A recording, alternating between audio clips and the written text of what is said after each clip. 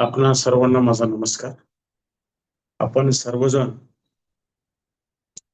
ज्ञानेश्वरीच्या जे भगवद्गीतेच्या 16व्या अध्यायामध्ये आलो आहोत आणि आपण दैव असुर संपत्ती भाग योग हा अध्याय जो आपण बघतो आहोत आणि तिसऱ्या श्लोकामधल्या त्याचे जे ज्ञानेश्वर माऊलींनी हे केलेलं आहे, पारायण केलेलं आहे, त्याच्या आपण 207व्या ओळीपर्यंत आलो होतो आणि आपण या श्लोकामध्ये जे दैवी गुण आहेत त्यातले काही दैवी गुण या श्लोकामध्ये आपण पाहिले होते, जसे की तेज, क्षमा, धैर्य, शौच, अद्रोह, अमानित्व या दैवी गुणांबद्दल आपण मागच्या वेळेमध्ये पाहिलेलं होतं. बरोबर आहे. तर आता आपण याच्यामध्ये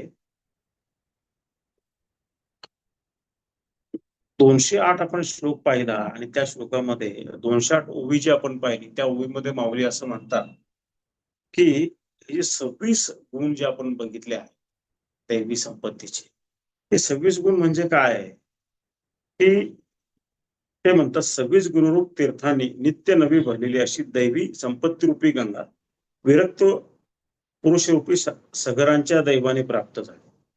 म्हणजे पूर्वीच्या काळी जी राजा सगराची कथा आपण मागच्या वेळेस पाहिली होती, तर गंगा जी आहे ही ज्याच्याकडे असे 26 दैवी गुण भरलेले आहेत, 26 तीर्थांनी जी भरलेली, म्हणजे तीर्थांना जर आपण तीर्थस्थानांना जे आपण चांगलं समजतो, 26 तीर्थ आहेत, 26 दैवी गुण 26 तीर्थ आहेत, ज्याच्याकडे असतात त्याला हे मोक्ष मिळतो, त्याला हे सगळं काही मिळत असं ते म्हणतात.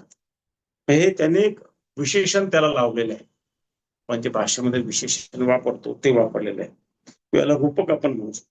पुढे ते काय म्हणतात, किंवा मुक्तिरूपी कन्या 26 गुणरूपी फुलांची माळ हातात घेऊन संयमनाकरता वैराग्यामुळे निरीच्छ झालेल्या पुरुषांचा गळा शोधत आहे. आपण म्हणतो आपल्याला मोक्ष पाहिजे, तर मोक्ष केव्हा मिळतो, किंवा माणूस वैराग्यपूर्ण जीवन जगायला लागतो, साधना करतो वैराग्यपूर्ण याच्याकरता की जर वैराग्यपूर्ण जीवन नसेल तर आपण का तो मोहमायामध्ये अडकून जातो आणि मोहमायामध्ये अडकलो आपण त्यात अडकत जातो. वैराग्य आपल्यामध्ये असतं, जे मिळेल त्याच्यामध्ये आपण आनंदी राहायला लागतो. तर त्यावेळी ही जी मोक्ष देणारी मुक्ती नावाची जी कन्या रूपक आहे, परत ही मुक्ती नावाची जी कन्या ही 26 फुलांची माळ घेऊन त्या वैराग्य पूर्ण जो ज्याच्यामध्ये वैराग्य अशा साधकाला घालायला तयार आहे, त्या 26 फुलांमध्ये काय तर 26 दैवी गुण आहे. हे 26 दैवी गुण ज्याच्यामध्ये आलेले आहे त्याला ही मोक्ष नावाची कन्या, मुक्ती नावाची कन्या ही माळ घालेल असं इथे माऊलींनी रूपक येऊ शकले. त्यांना सांगायचं काय की गुण तुम्ही अंमलात आणा, मोक्ष लांब नाही, असा त्याचा दुसरा अर्थ आहे.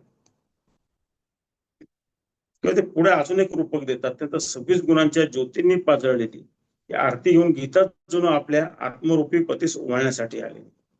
आता आपण काय म्हणतो की आपल्या प्रत्येकाच्या हृदयामध्ये आत्मा आहे, आत्मा हेच परब्रह्म आहे, आत्मसाक्षात्कार होणे म्हणजेच मोक्ष पावणे असं आपण म्हणतो.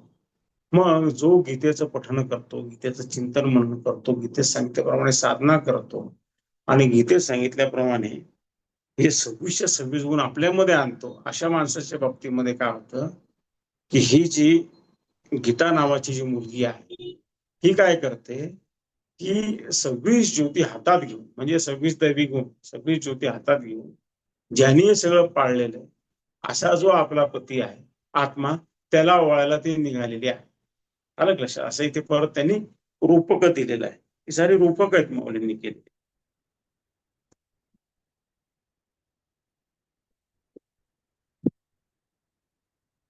पुढे ते अजून एक रूप देतात, गीता सागरातील दैवी शिंपले 26 गुणरूपी उज्ज्वल मोती जणू बाहेर टाकत आहेत, त्या दैवी संपत्तीचे किती म्हणून वर्णन करावे. अशी 26 गुणांची राशी असलेली दैवी संपत्ती आपोआप कळेल असे मी तिचे लक्षण केलंय. तर माऊली म्हणतात, अरे अर्जुन, तुला ते नीट समजावं, श्रोत्यांना नीट कळावं या हेतूने मी 26 दैवी गुण नीट खुलाशेवार तुम्हाला सांगितलेले आहे. तू दुसऱ्या अर्थाने जर पाहिलं तर गीता नावाचा सागर आहे, गीता नावाचा सागर असं तू समज, आणि त्या सागरातून 26 दैवी शिंपले बाहेर पडतात. हे गुण आहे एक एक शिंपला आहे. तर शिंपल्यामध्ये काय असतात, मोती असतात, हे आपल्याला माहित आहे.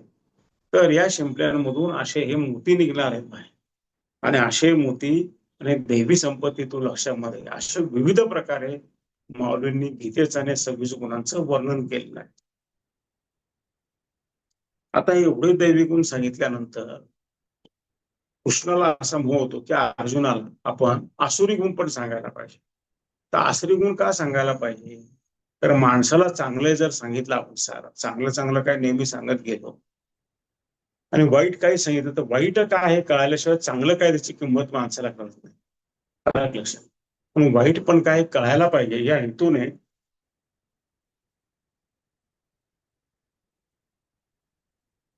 त्यांनी आसुरी संपत्ती जे तिचे काही लक्षणं इथे माऊली सांगितले. ते पुढे काय म्हणतात, तर आसुरी संपत्तीचे लक्षण आहे ही जरी दुःखाच्या दोषरूपी काट्यांनी भरलेल्या बेडीसारखी असली तरी कथेच्या ओघात तिचे पण व्याख्यान करण्यात येत आहे. ही जी आसुरी संपत्ती आहे, हे दुःखाच्या काट्याने, दुःखाचे काटे असलेली वेल आहे असं तू समज. आणि ही जे हे जे आसुरी गुण जर एखाद्याने आत्मसात केले, त्याच्या जीवनामध्ये दुःख येणारच आहे, त्याच्या जीवनामध्ये दुःखाचे काटे येणारच आहे, पण तरी देखील त्याचं वर्णन करणं गरजेचं आहे. अरे अर्जुन, निंद वस्तूचा त्याग करता यावा म्हणून तरी ती वस्तू कोणती जाणावीच लागते. तेव्हा जरी आसुरी संपत्ती अनिष्ट आहे तरी तिचे स्वरूप लक्षण देऊन ऐकणे अगदी उचित आहे.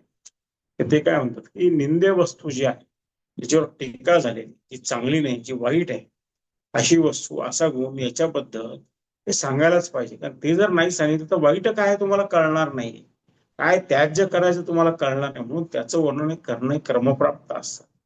म्हणून निंद्य वस्तूंबद्दल बोललं पाहिजे असं ते म्हणतात. पुढे त्यांना तरी नरकातील दुःखाला महत्व आणण्याकरिता महाभयंकर पापांनी जे एकत्र संमेलन केले तीच या आसुरी संपत्ती. तर आपण म्हणतो नरकामध्ये स्वर्ग आणि नरक या दोन संकल्पना आपल्या याच्यात सांगितलेल्या आहेत.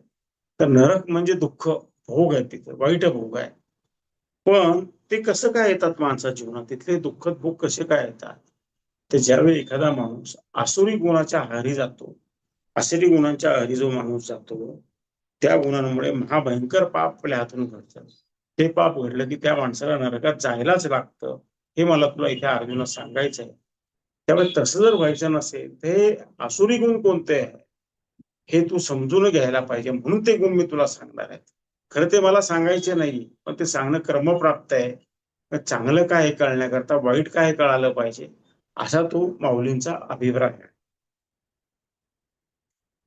अनेक विषयांचे प्रकार एकत्र झाल्यानंतर त्याला, अनेक विषयाचे प्रकार एकत्र झाल्यानंतर त्याला आपण मरणाचे मिश्रण असे नाव प्राप्त होते. त्याप्रमाणे सर्व पापांची आठवून तयार केलेली लगड म्हणजे आसुरी संपत्ती. तर माऊली काय सांगतात की अनेक प्रकारचं विष जर एकत्र केलं तर ते जे विष तयार होईल तर ते मरण देणारं विष असेल, हे आपण समजून घ्यायला पाहिजे. तसंच जे आसुरी गुण जर एकत्र केले, जर एखाद्या माणसामध्ये आले, त्या माणसाच्या बाबतीमध्ये ते काही पाप आटून त्याची लगड केली आहे, तशा सारख्या प्रकारे की हे जर सारे गुण एखाद्यामध्ये आले, ते निश्चित समजायला पाहिजे की हा माणूस पापी आहे आणि याचा कधीही उद्धार होणार. आता हे असं जर असेल तर मला तुला ते गुण सांगायला पाहिजे की कशाच्या मागे तू जाऊ नकोस, हे कळावं म्हणून मला तुला आसुरी गुण सांगायला पाहिजे, असे ते माऊली सांगतात.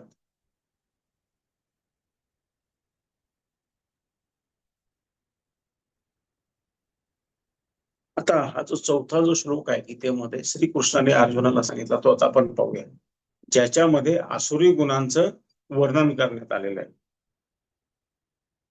त्यामध्ये काय म्हटलेलं आहे, दंभ, दर्प, अभिमान, क्रोध, निष्ठुरता, अज्ञानी सर्व लक्षणे आसुरी संपत्ती घेऊन जन्माला आलेल्या पुरुषाची आहे. याच्याकडे आसुरी संपत्ती जो जन्मताच घेऊन आलेला असतो, त्या पुरुषामध्ये कुठले गुण असतात ज्याला आपण आसुरी गुण म्हणतो, ते म्हणजे एक दंभ असतो, दुसरा दर्प असतो, तिसरा अभिमान असतो, आणि चौथा क्रोध असतो, आणि पाचवा निष्ठुरता असते, सहावा आज्ञा असते. हे 6 गुण ज्याच्यामध्ये आहे त्याला आपण म्हणायचं की आसुर संपत्ती याच्याकडे आहे. कधी कधी असेल की त्यातले काही गुण असतील, काही नसतील, तर ते गुण एकत्रित आले तर तो माणूस वाईटच आहे, आपण समजायला काही हरकत नाहीये, असं इथे याच्यामध्ये सांगितलंय.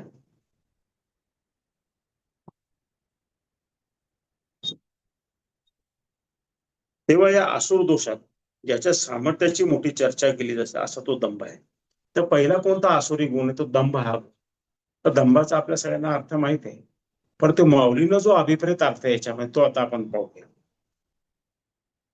ते काय म्हणतात, आपल्या मातेमध्ये दोष लोकात उघड करून दाखवले तर ती पवित्र असून जशी त्या अधपाताच किंवा अपकीर्तीला कारण होते, किंवा आपल्या गुरुपासून मिळवलेल्या विद्येचा जर चव्हाट्यावर पुकार केला तर ती मूळची हितकारक असतात तशी अहिताला कारण होते. आता याच्यामध्ये आसुरी गुण असतात, त्या माणसाचे ते काही लक्षणं सांगतायत. तर त्यातला दंभ गुण जो आहे, दंभ म्हणजे काय की उगाच खोट्या गोष्टींची मोठायकी करणे, खोट्या गोष्टींचा गवगावा करणे आणि त्या सांगत राहणे याला दंभ म्हणतात. कशाचाही एक विशिष्ट प्रकारचा अहंकार त्याला दंभ म्हणतात. त्यातल्या जेव्हा आपण खोट्या गोष्टी सांगायला लागतो आणि बढाई करून सांगायला लागतो त्यावेळी त्याला दंभ म्हणतात. तर त्यातलं पहिलं काय ते सांगतात,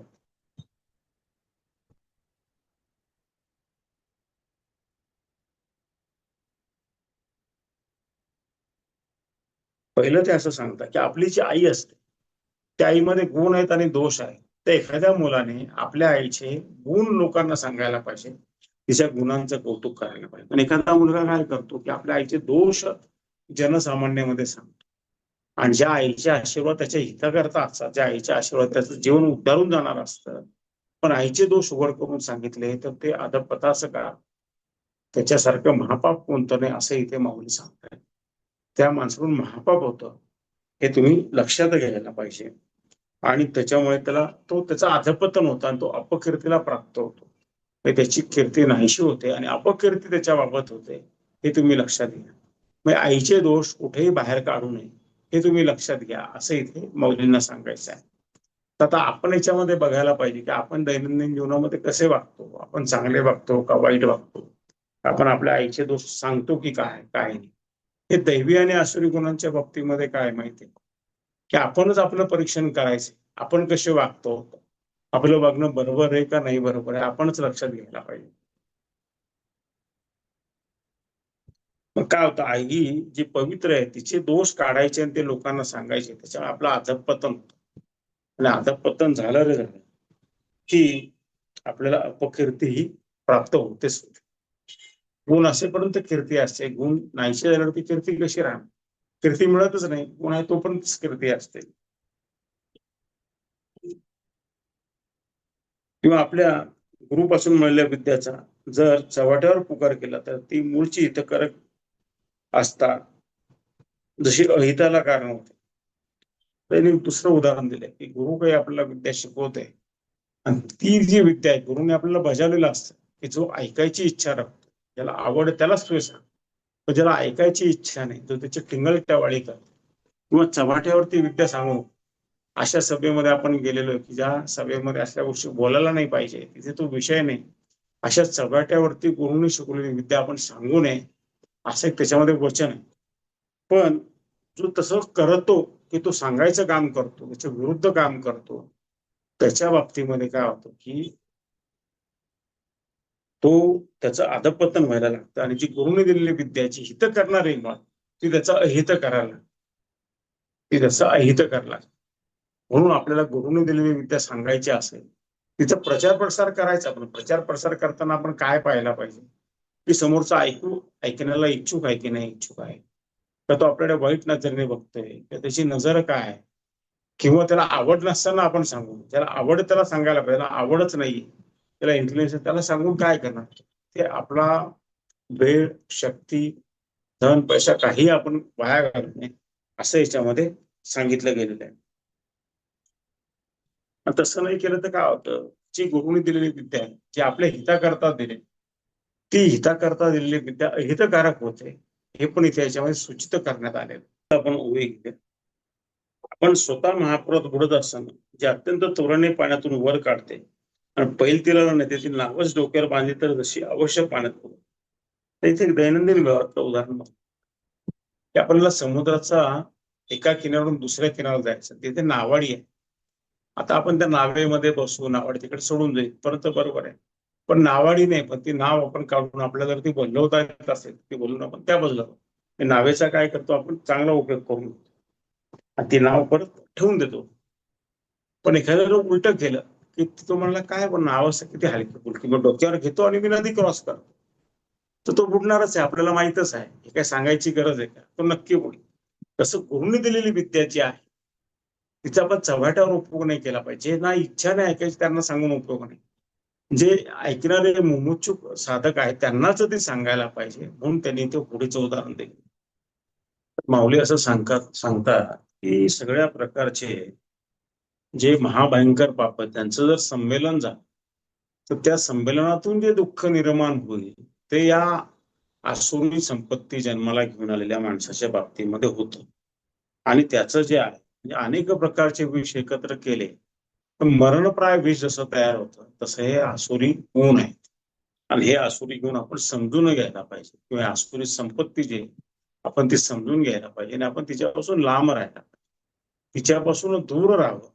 ते वाईट काय कळावं, त्याच्यापासून दूर राहायचंय जे आपल्या जीवनामध्ये येऊ नये, म्हणून ते समजून घ्यायला पाहिजे असं माऊली ते सांगतायत.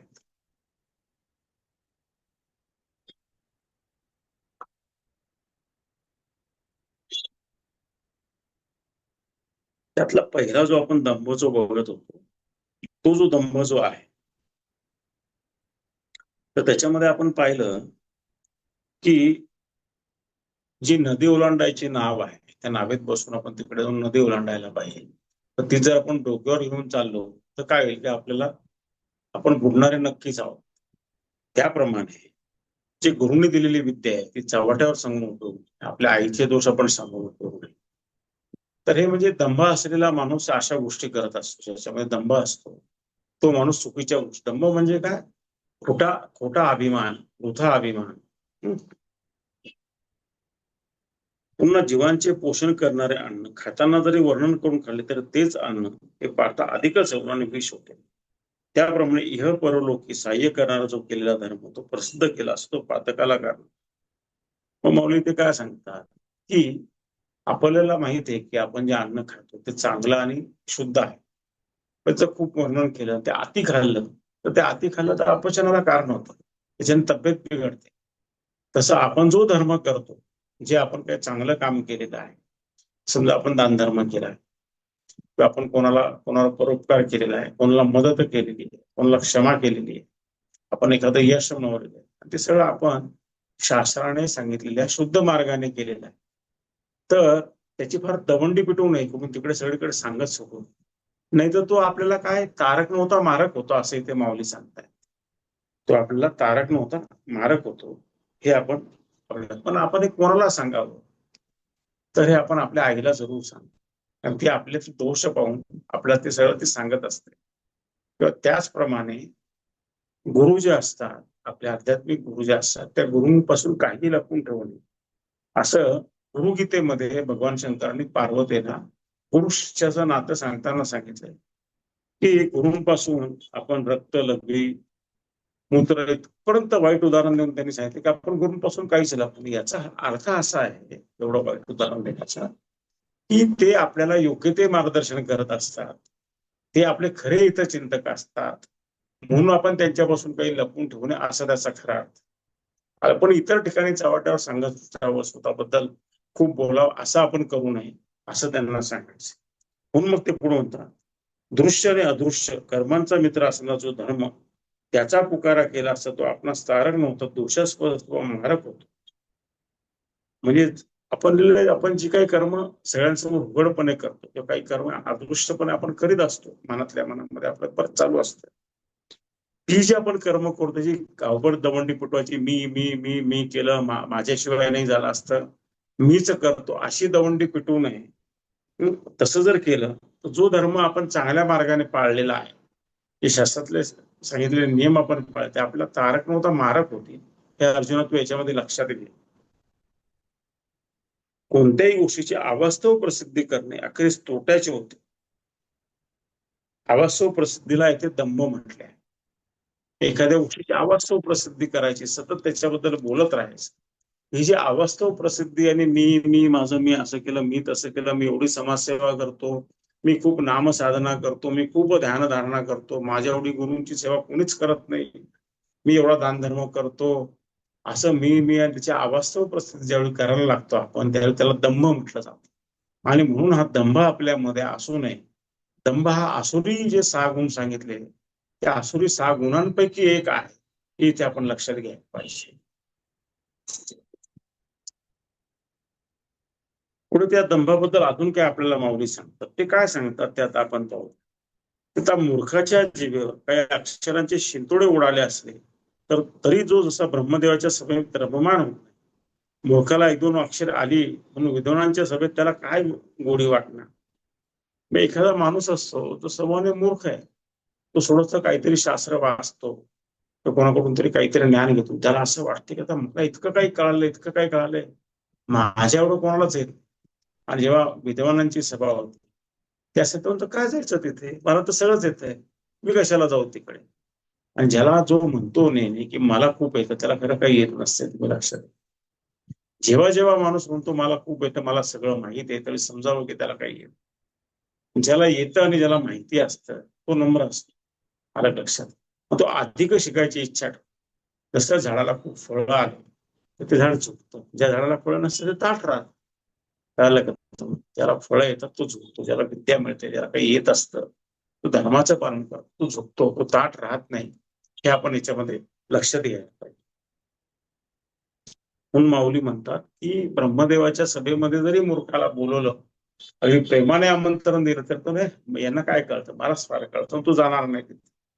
खरं तिथे जास्त त्याला ज्ञान मिळणार आहे, पण तो असं वाटतो. पुढे ते म्हणतात अथवा चाबूक स्वरांचा घोडा गर्वाने गजश्रेष्ठाला कमी लेखतो, काट्यावरच्या वरल्या सड्याला आकाशच ठेंगणे वाटतो. सरड्याची धाव कुंभणापर्यंत असते ते त्याचा ताठा दांडगा असतो. इथे मौलिक काय सांगतो तुम्हाला अजून काय उदाहरण. एक घोडा जो आहे त्याला आपण चाबूक मारतो आणि त्याला रांगेला लावतो रस्त्याने चालताना, तर नेहमी मार्गदर्शन करा.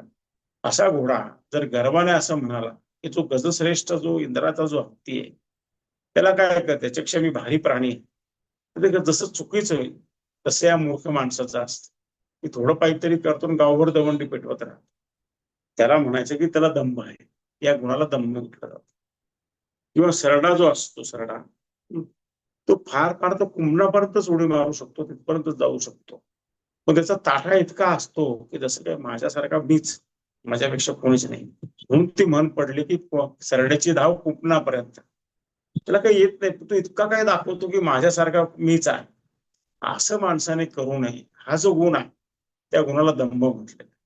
तर दंभगुण आपल्यामध्ये आला तर आपलं नवीन शिक्षण थांबेल, आपल्याला नवीन कळणार नाही, लोक आपल्याला जवळ करणार नाही, म्हणजेच आपली प्रगती होणार नाही, म्हणजेच आपण नरकामध्ये जाऊ.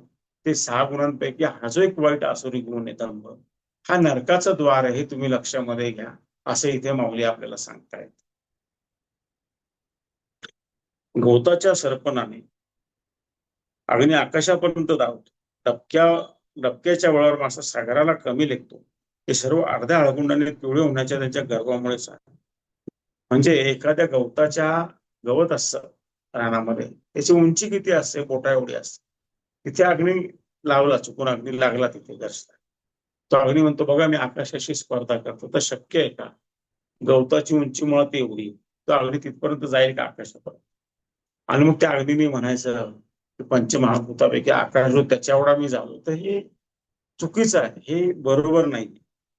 किंवा एखादा मासा आहे, तो डबक्यामध्ये राहतो, त्या डबक्याची लांबी रुंदी किती, फार छोटीशी, आणि तो सागराला कमी लेखायला लावतो. तो माझ्या डबक्या एवढं दुसरं काहीच नाही, सागर याच्यापेक्षा छोटा आहे.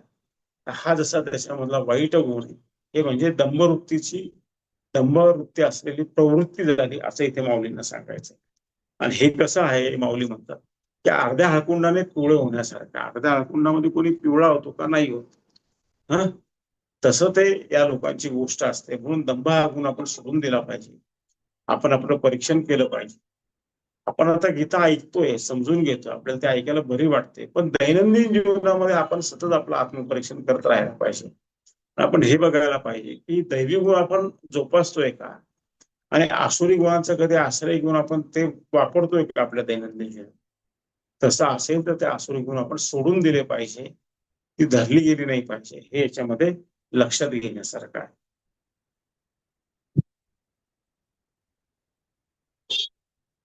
पुढे ते म्हणतात, त्याप्रमाणे एखादा भिकारी एका दिवसाच्या पर अन्नाने मासतो, त्याप्रमाणे जो श्री धन विद्या स्तुती व बहुमान यांनी मधोमत्त होतो त्यालाच दंभ म्हणायचे. तर माऊली अजून एक उदाहरण देतात. एखादा भिकारी आहे, त्याच्याकडे काही धनसंपत्ती काहीच नाही, खायला प्यायला पण काही नाही, आणि तो भीक मागतो. एका दिवशी त्याला पूर्ण दिवसाची भीक एकाच वेळेस मिळून जातो, आणि तो माजुरी माणसासारखा वागायला लागला, तर त्याला शोभणार आहे का? ते नाही शोभणार आहे त्याला. त्याने त्याचा दंभ नाही ठेवायला पाहिजे, हे इथे माऊलींना सांगायचं आहे. दुसरं ते काय म्हणतात की जशा भिकाऱ्याची गोष्ट आहे की तो छोट्याशा पर अन्नाने मासतो, तसंच एखाद्या माणसाला सुंदर पत्नी मिळाली किंवा सुंदर स्त्रीला एखाद्या सुंदर पती मिळालेला आहे, गुणवान असा, ज्याच्याकडे धन आहे, विद्या पण आहे, लोक त्याची स्तुती करतात, त्याला बहुमान देत आहे, याच्याने जर तो मधोमत्त झाला आणि तो म्हणायला लागला की इतर लोक तुच्छ आहे, यांना काय कळतं, माझ्यासारखा मीच आहे, हे धन विद्या स्त्री संपत्ती याच्याने मधोमत्त होतो, तो जो गुण आहे त्या गुणाला दंभ म्हणतात. अलग लक्षात, दंभ म्हणजे माझ्यासारखा श्रेष्ठ मीच असं जो समजतो तो दंभ गुण झाला. त्या दंभ गुणापासून आपण लांब राहायला पाहिजे. याचा दुसरा अर्थ असा होतो की आपल्याकडे चांगल्या गोष्टी आल्यावर मग आपण काय करायला पाहिजे, असा एखाद्याच्या मनामध्ये, ठीक आहे आम्ही दंभ पाळणार, मग आम्ही करायचं काय, असं एखादा स्वाभाविक मनामध्ये प्रश्न आहे. तर त्याचं अतिशय सोपं आणि साधं उत्तर काय आहे, तर माणसाने आपल्याकडे जास्त गोष्टी आल्या तर काय करायला पाहिजे, तर आपण ईश्वराचे आभार मानले पाहिजे.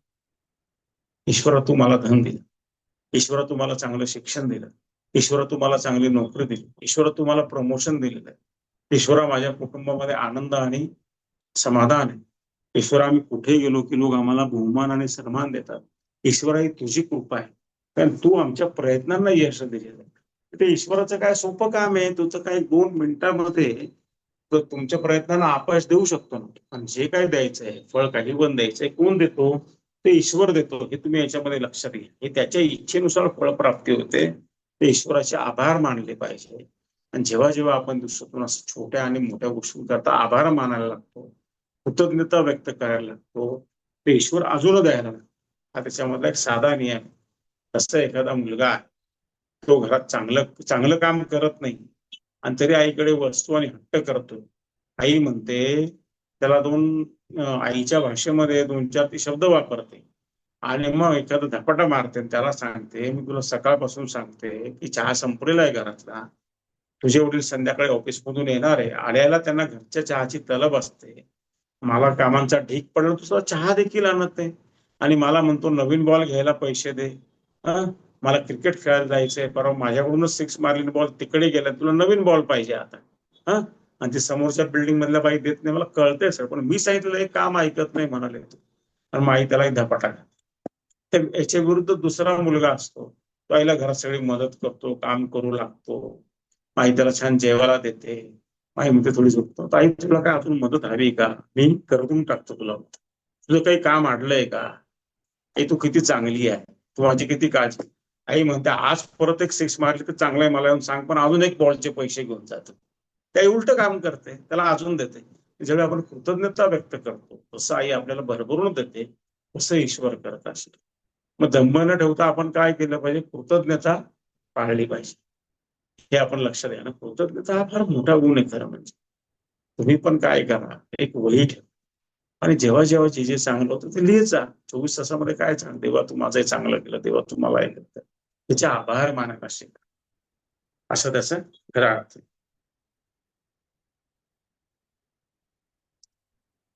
पुढे माऊली अजून एक उदाहरण, एक दिवस ढगांची सावली मिळाली, पण दुर्दैवी माणूस आपले कायमचे घर मोडतो, किंवा मृगजळ पाहून मूर्ख माणूस ज्याप्रमाणे नित्य पाणी देणारे तळे फोडून टाकतो, तसे हातचे सोडून पळत्याचे मागे लागण्यास त्याच्या मूर्खपणाबरोबर त्याचा गर्व कारणीभूत होतो. आता माऊली अजून एक उदाहरण देतात. ते काय म्हणतात, एखाद्या माणसाला राहायला चांगलं घर आहे, हा, पण अजून तिथे झाडं लागलेली नाही, सावली नाही, पण एक दिवशी आकाशामध्ये ढग येतात, काळे ढग येतात आणि सावली पडते पलीकडच्या अंगणात. तो म्हणतो चला हे घर मोडून टाका आणि तिकडे जाऊन तिकडे आपण ढगांच्या खाली राहू, सावलीमध्ये राहू. पण काही काळात ते ढग निघून जाणारे असतात आणि इकडे घर तो मोडून टाकतो. असं करणं हे खरं म्हणजे चुकीचं आहे. हे गर्विष्ठ माणसाचं काम. तो एखादा म्हणून जसं मृगजळ बघतो आणि त्याला वाटतं तिकडे लांब तर फारच पाणी दिसतंय, मृगजळ खरं पाणी नसतं आपल्याला माहित, आणि जे कायम पाणी देणारा तळ आहे तो फोडून टाकतो, याची गरज नाही आता मला कायमचा पाण्याचा साठा सापड.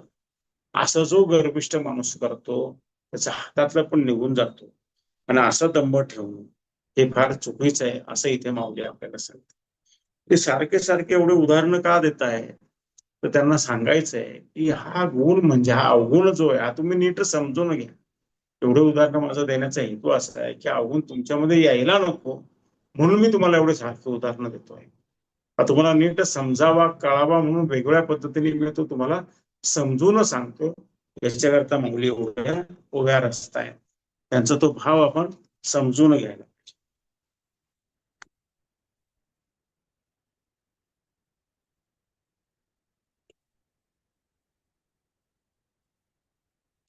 तसं तर येणारी ताई याला जाऊन आल्या, कुठे जाऊन आल्या, त्यांच्या कुलदैवताला जाऊन आल्या. सगळी ट्रिप छान झाली वगैरे सगळं झालं.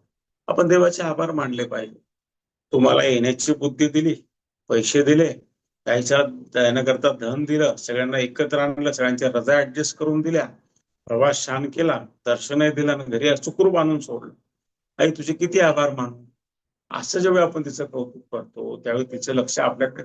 स्तुती कोणाला नको आहे, देवानं पण स्तुती हवी आहे.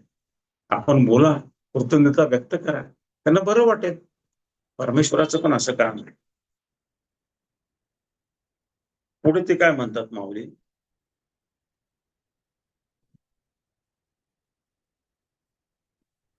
अशी जी संपत्ती येते त्या संपत्तीमध्ये जो मधोमत्त होतो त्यालाच दर्प म्हणायचं.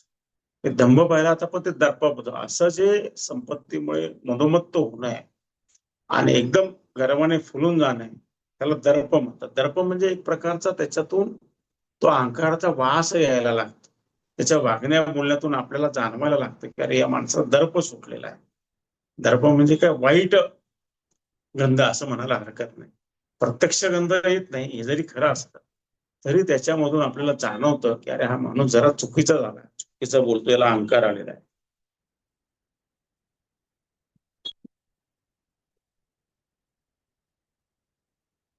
आता दंभ आणि दर्प पाहिल्यानंतर माऊली आपल्याला अभिमानाबद्दल बोलतात.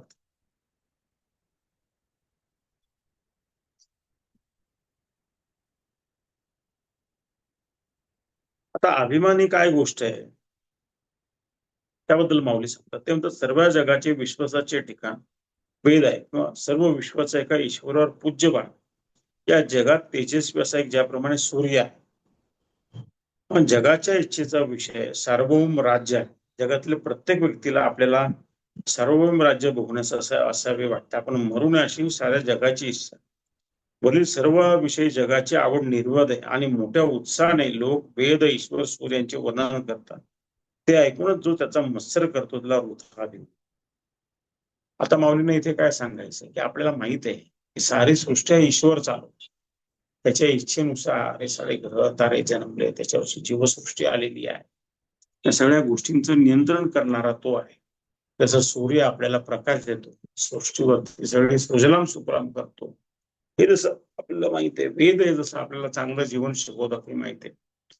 पण परंतु एखादा माणूस काय करतो, अशी आवड न ठेवता तर वेद काय, हा ईश्वर कुठे आहे, माझ्या प्रयत्नाने मला सगळं मिळालंय, वेद ईश्वर देव सूर्य मी काही मानत नाही या कोणाला, हे कशाला मानायचं. असा जो वृथा अहंकार येतो ज्याच्यामध्ये त्याला अभिमान म्हणायचा. असा चुकीचा अभिमान असता कामा नये असे इथे माऊली आपल्याला सांगतात. तर ही जगाची जी हे जे आहे म्हणजे देवाचा आणि सगळ्या याचा जो निंदा करतो आणि त्यांना मानत नाही त्याला म्हणायचं, त्याला वृथा अभिमान असणे म्हणतात किंवा अभिमान असणे असं म्हणतात. यात अभिमानी माणसाची विचारसरणी दिली आहे. तो म्हणतो मी ईश्वराला खाईन, त्या वेदांना मी विष घालेन, माझ्या गौरवातील जोर हे कर्म करतात. या माणसाला काय वाटतं की मी माझ्या कर्तृत्वामुळे सारं घडतंय. ईश्वराने कुठे काय केलं, वेदांनी कुठे काय केलं, देव कुठे काय करत, कशाला पूजा पाठ करायची, हे मला काही कशाला देवाचं नाव घ्यायचं. मी चांगली डिग्री मिळवली, मी हा कारखाना सुरू केला, मी अमुक केलं, मी तमुक केलं, मी ऑफिसचा बास झालोय, माझ्या कर्तृत्वावर झालं. की देव वगैरे सब झूट हे मला मान्य नाही, मला काही मान्य नाही, मी केलं. अशा वृथा अपमान असणे अयोग्य आहे. असा अपमान येत असेल, अभिमान येत असेल, तर तो आपण सोडून दिला पाहिजे, असं इथे माऊली आपल्याला सांगतायत.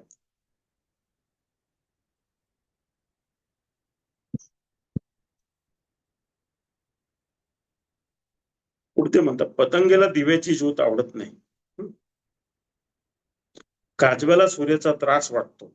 आता टिटवीने समुद्राला वैरी करा, तर तो आसुरी माणूस शक्तीने आणि ज्ञानाने अत्यंत शूद्र असा ईश्वराशी आणि वेदांशी स्पर्धा करतो, आणि मी या नावाच्या लोभाने आपल्याच नावाची कीर्ती जगात झाली पाहिजे असे त्याला वाटते. त्यामुळे ईश्वराचे नाव देखील सहन करत नाही. वेदाला म्हणतो, माझ्या नानाची बरोबरी करणे मला सबत झाली आहे.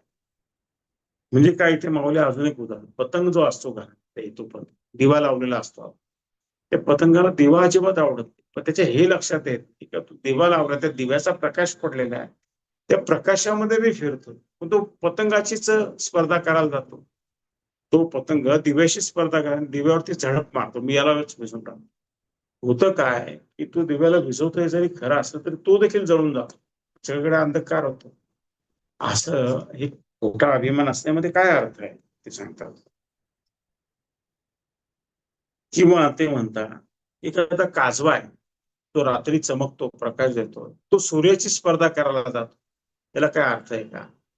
तो तुम्ही किती प्रकाश देतो, सूर्यापेक्षा जास्त प्रकाश मी रात्री, जर खोटा अभिमान ठेवला त्याचा काय अर्थ आहे का? त्याला काय अर्थ नाही. किंवा टिटवी जी असते, ती काय म्हणते, मी समुद्राच्या काठी आली, मला पाणी प्यायचं, ते गर्वाने म्हणते, मी अख्ख्या समुद्रालाच पिऊन टाक. समुद्र तू माझ्या जवळ नाही आला तर मी तुझ्या जवळ तुला अख्खं पिऊन टाक. तर टिटवीचं पोट किती आणि ती केवढीशी, तिने असा अहंकार करणं योग्य आहे का? ते अयोग्य आहे. तर म्हणून माणसाने असा अभिमान असणं आपल्यामध्ये येऊ देणं हे चुकीचं आहे. उथा अभिमान हे काय आहे, हा एक आसुरी संपत्तीपैकी एक गोष्ट आहे, आणि तिच्यापासून आपण लांब राहायला पाहिजे. ज्याचं जे श्रेय आहे, त्याचा दुसरा अर्थ काय, ज्याचं जे श्रेय आहे ते त्याला देऊन टाकलं पाहिजे आपण.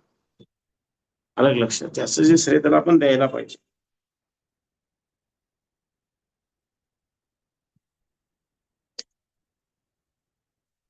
अशा प्रकारे त्यास मान्य त्याचा मोठा दर्प असतो.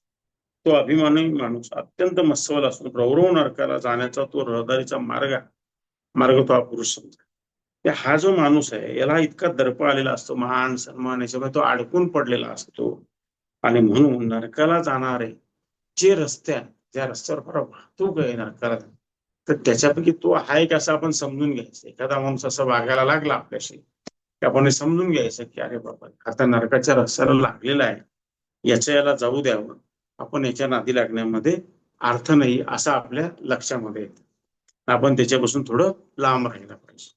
हा जो गुण आहे, म्हणजे क्रोध हा जो अवगुण आहे, क्रोध हे एक असुरी संपत्ती, ते क्रोधाबद्दल ते सांगतात. ते काय म्हणतात की अरे बाबा अर्जुन, आता मी तुला क्रोधाचं स्वरूप सांगतो, क्रोध कसा असतो ते मी तुला सांगतो. दुसऱ्याचे सुख पाहण्याचे निमित्त घडतात, मनात क्रोधाग्नीची विष चढणे, थंड पाण्याची बदलत कडत असलेल्या तेलात एकदम जाळ होऊन तो वर येतो. चांदणे आवडत नसल्यामुळे चंद्राला पाहून कोरला जसं मनात जळत असतो. म्हणजे एखाद्या माणसाचं खूप चांगलं चाललेलं आहे, ते पाहून आपल्या मनात जळफळाट होणे, आपल्या मनात क्रोध निर्माण, त्याच्याबद्दल असूया निर्माण, याला क्रोध म्हणतात. कारण असं होऊ द्यायला नाही पाहिजे. आपण त्यावेळी काय म्हणायला पाहिजे की बाबा, माझ्या शेजारच्याकडे 4 चाकी माझ्यापेक्षा लवकर आहे, जाऊन त्याचं कौतुक केलं पाहिजे, त्यांचं अभिनंदन केलं पाहिजे. त्यांच्याच करता आपणच पुढे न्यायला काय हरकत आहे. आपण त्यांना म्हटलं पाहिजे, तुमची प्रगती झाली आम्हाला आनंद वाटतो. का आसूरपणा ठेवून त्यांच्या गाडीवर अजून 2-4 वस्तू सांडून देऊ, सकाळी गेल्या तिथून देऊन असा विचार करायचा, हे चुकीचं आहे. हे क्रोधाचं स्वरूप आहे. असा क्रोध काही कामाचा नाही असं इथे माऊली सांगतात. ते म्हणतात क्रोध म्हणजे कसा असतो, एखादं उकळतं तेल आहे, त्याच्यामध्ये थंड पाणी टाकतो आपण, तसं एकदम झरकन त्याचा हे उडतो. तुम्हाला माहिती आहे, महिला तर विशेष माहिती आहे, तो क्रोध आहे. हे तसं क्रोधाचं स्वरूप असतं. दुसऱ्याचं सुख, दुसऱ्याची प्रगती पाहून माणसाला एकदम आतूनच फील यायला लागतो, तसं होऊ नये. याच्याकरता आपण काय करायला पाहिजे माहिती, सर्वांवर सारखं प्रेम करावं, परके आपले जवळचे, दुसऱ्यांच्या प्रगतीमध्ये आपलं हित समजावं. हे कसं करायचं माहिती का, एखाद्याला अडचण आहे किंवा एखाद्याची प्रगती असेल, आता आपण मनातल्या मनात चांगला भाव ठेवा, परमेश्वरांचं अजून बघा, यांचं चांगलं. क्रोधाच्या विरुद्ध आपण मनामध्ये भाव आणला की क्रोध आपल्यामधून जायला लागतो. किंवा ते अजून सांगतात की रात्री चंद्र जसा वर येतो तो कोल्हा त्याच्या विरोधात जातो. तो हा काय चंद्र कशाला आला, कोल्ह्याला तर नको असतो. त्या चोराला पण चंद्र रात्री हवा असतो, पहाट झालेली चोराला नको असते. जग जागतं त्याला चोरी करतायत. पुढे ते म्हणतात अखिल विश्वाचे आयुष्य ज्याच्यामुळे उजळून निघतो तो सूर्य उदयाला आलेला पाहून पापी गुराचे डोळे जसे फुटतात आंधळे होतात. तर माऊली अजून एक उदाहरण देतात. ते काय म्हणतात की सूर्य हा साऱ्या सृष्टीला प्रकाश देणार आहे. सृष्टीमध्ये जीवचैतन्य, सूर्य उगवला की त्याच्या प्रकाशामध्ये सारे व्यवहार सुरू होतात. पण घुबडाचं उलट असतं, त्याला सूर्य उगवलेला नको असतो, पण त्याला दिवसा दिसत नाही, त्याचे डोळे फुटून जातात, त्याला रात्रीच दिसतं.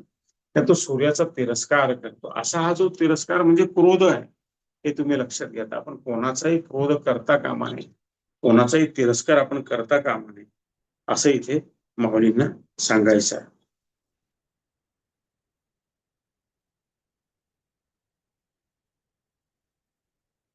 पुढे ते म्हणतात जगातील लोकांना जी पाठ सुखकारक वाटते तीच चोराला मरणापेक्षा वाईट. सर्वांना जे दूध अमृत असते ते दूध सापाच्या मुखात काळकोट विष होते. पहिलं तर आपण पाहिलं तर दुसरं, लोक सापाला दूध देतात म्हणजे काय, गाईचं दूध असतं ते सापाला पाजून तिच्या शरीरामध्ये ते विष तयार होतं. तर ते सापाला ते दूध नको असतं खरं म्हणजे बेसिकली, कारण त्याच्याकरता ते विष असतं. तसं दुसऱ्याचं सुख पाहून एखाद्याच्या मनामध्ये असूया निर्माण होणं, क्रोध निर्माण होणं हा तसा गुण आहे.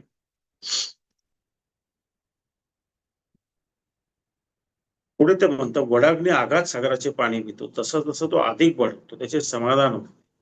आता एक संकल्पना अशी की सागराच्या तळाशी वडा अग्नी आहे, अशी एक संकल्पना आहे. आणि तो सागराचं पाणी पित असतो तरी त्याचं समाधान होत नाही, असा एक संकल्पना आहे. आता वडाग्नी आहे की नाही आहे याच्याबद्दल सायन्सच खरं बोलू शकेल, त्याच्याबद्दल लिहिलेलं आहे. त्याप्रमाणे दुसऱ्याची विद्या सुख इत्यादी ऐश्वर्य पाहून एखाद्याचा राग अधिकाधिक भडकावा या मनोवृत्तीला क्रोध म्हणतात. म्हणजे माऊली काय म्हणतात की दुसऱ्याला विद्या मिळाली, सुख मिळालं, समाधान मिळालं, पैसा अडका मिळाला, मान मरातब मिळालं, ते पाहून जर आपल्यामध्ये मनामध्ये असूया निर्माण होत असेल तर आपण समजायचं की आपल्या क्रोध निर्माण असेल.